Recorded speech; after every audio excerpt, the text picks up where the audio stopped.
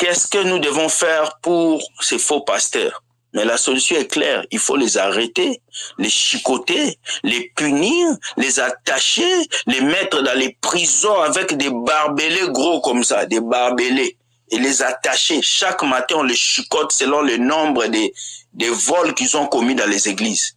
Si un pasteur a touché 4 femmes, on les chicote 4 fois.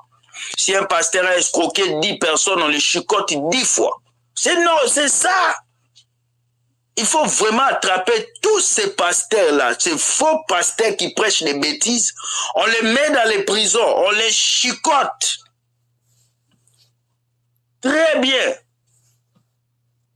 Maintenant, on les laisse, on arrache leurs maisons, leurs voitures, tous leurs biens immobiliers, on donne ça aux pauvres chrétiens. On leur donne. Maintenant, on les laisse. Si vous enlevez la dîme et les offrandes dans les églises, il n'y aura plus beaucoup de pasteurs. Si vous enlevez la dîme et les offrandes, il n'y aura plus beaucoup de pasteurs, je vous l'ai dit.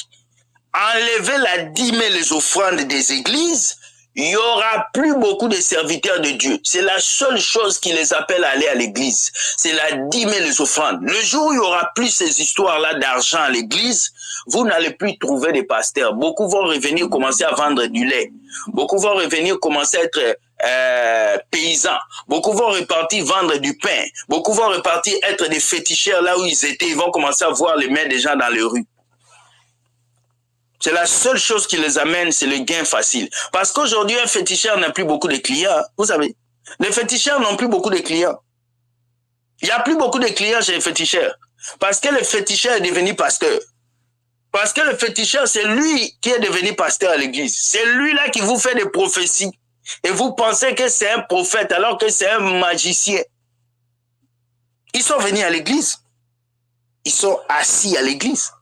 Le lieu où le diable est assis aujourd'hui, c'est l'église bâtiment. C'est lui qui dirige.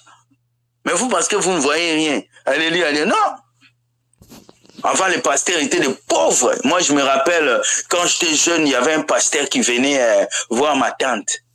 On disait, pasteur, pasteur, il s'est fâché. Arrêtez de m'appeler pasteur. Arrêtez de m'appeler pasteur. Je sais seulement Dieu. Arrêtez. Et on lui donnait le foufou, il mangeait, hein, avec sa petite chaise. Aujourd'hui, vous devenez des pasteurs, vous fêtez ça même. Vous mettez ça des affiches. Oh, coordination. Coordination avec qui? Vous prenez des diplômes théologiques, vous collez au mur. Un diplôme théologique. Devenir pasteur aujourd'hui, c'est un succès, quoi. C'est un luxe.